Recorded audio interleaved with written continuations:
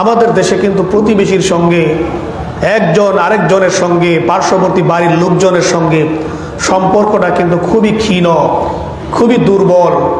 প্রতিবেশীদের সঙ্গে আমাদের সম্পর্ক ভালো এমন মানুষের সংখ্যা আমাদের সমাজে খুব বেশি পাওয়া যাবে না।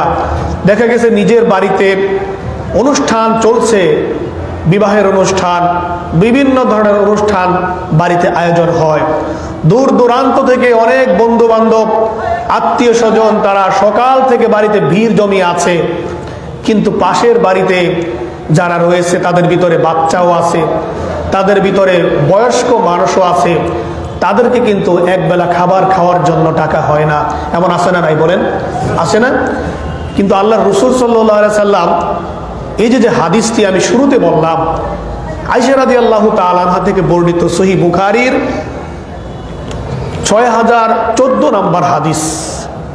এখানে আয়েশা রাদিয়াল্লাহু তাআলা আনহা বলতেছেন, قال النبي صلى الله عليه وسلم يوصيني جبريل بالجار حتى ظننت أنه سيورثه। আয়েশা রাদিয়াল্লাহু তাআলা আনহা থেকে বর্ণিত, তিনি বলেন নবী করিম সাল্লাল্লাহু আলাইহি ওয়াসাল্লাম একদিন তিনি বলতেছেন, জিবরাইল আলাইহিস সালাম একজন প্রতিবেশীর ব্যাপারে আমাকে এত বেশি উপদেশ দিতেছিলেন, আল্লাহর পক্ষ থেকে জিবরাইল প্রতিবেশীর হকের ব্যাপারে এত বারবার গুরুত্ব দিতেছিলেন, বারবার আমাকে বর্ণনা করতেছিলেন, এমনকি হাত্তা জনান্তু, তার এই বারবার গুরুত্ব আরোপ করার কারণে জিবরাইল আলাইহিস সালাম এই প্রতিবেশীর হকের ব্যাপারে, প্রতিবেশীর সঙ্গে ভালো সম্পর্ক রাখার ব্যাপারে এত বেশি তাগিদ তিনি দিতেছিলেন। এই তার তাগিদ দেওয়া দেখে আমি ধারণা করে নিয়েছিলাম যে আন্নাহু সাইওয়ারিসহু, যে নিশ্চয়ই হয়তোবা প্রতিবেশীকেও মানুষের ওয়ারিসের ভিতরে হকদার বানিয়ে দেওয়া হবে। ওয়ারিস বুঝেন না আপনারা? মানুষ মারা গেলে ওয়ারিসের মালিক হয় কারা? মানুষ যখন মারা যায়, ছেলে পেলে, সন্তান আদি কিছু আত্মীয় স্বজন তারা ওই মৃত ব্যক্তির সম্পদের মালিক হয়।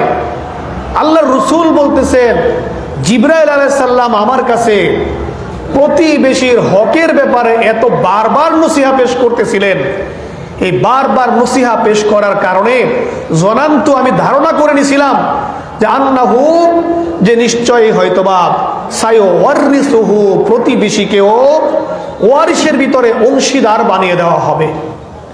এত বেশি গুরুত্ব দেওয়া হয়েছে প্রতিবেশীর সঙ্গে সুন্দর আচরণ করার জন্য, এত বেশি গুরুত্ব দেওয়া হয়েছে। কোরআনের সূরা নিসার 36 নম্বর আয়াতে আল্লাহ তাআলা মাতা পিতা আত্মীয় স্বজন এদের হকের সাথে সাথে আল্লাহ বলতেছেন, ওয়াবুদুল্লাহা ওয়ালা তুশরিকু বিহি শাইআন ওয়াবিল ওয়ালিদাইনি ইহসানান ওয়াবিযিল কুরবা ওয়াল ইয়াতামা ওয়াল মাসাকিনি ওয়াল জারি যিল কুরবা ওয়াল জারিল জুনুবি।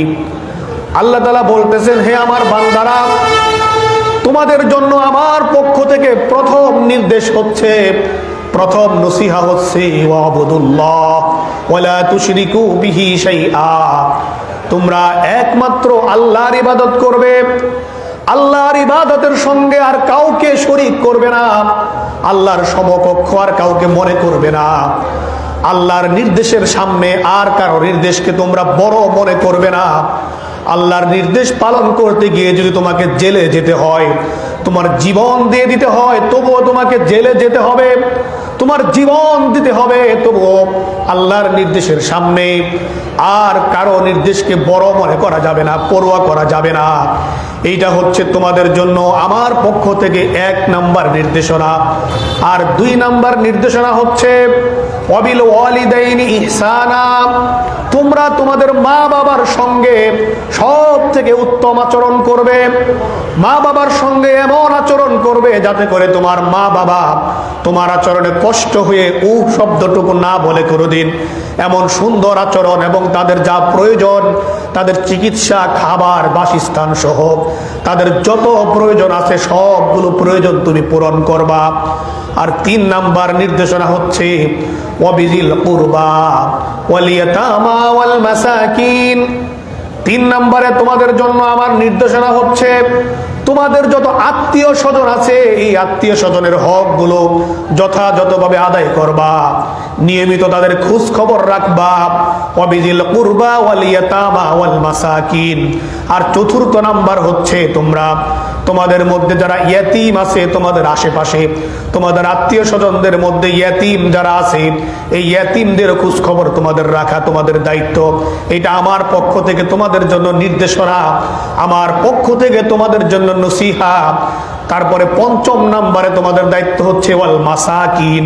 তোমাদের আশেপাশে যত দরিদ্র মানুষ আছে, যারা মৌলিক অধিকারগুলো ভোগ করতে পারে না, মৌলিক চাহিদাগুলো তারা পূরণ করতে পারে না, এইরকম মানুষজন তোমাদের আশেপাশে যারা আছে, তাদের খাবার, চিকিৎসা এবং বাসস্থান সহ তাদের সকল মৌলিক চাহিদা পূরণ করার দায়িত্ব হচ্ছে তোমাদের। যারা তোমরা সচ্ছল আছো, যারা সামর্থ্যবান আছো, তাদের উপর এই দায়িত্ব। আর 6ষ্ঠ নম্বরে তোমাদের সব থেকে গুরুত্বপূর্ণ একটি দায়িত্ব হচ্ছে ওয়াল মাসাকিনি ওয়াল জারিজিল কুরবা ওয়াল জারিল জুনুব।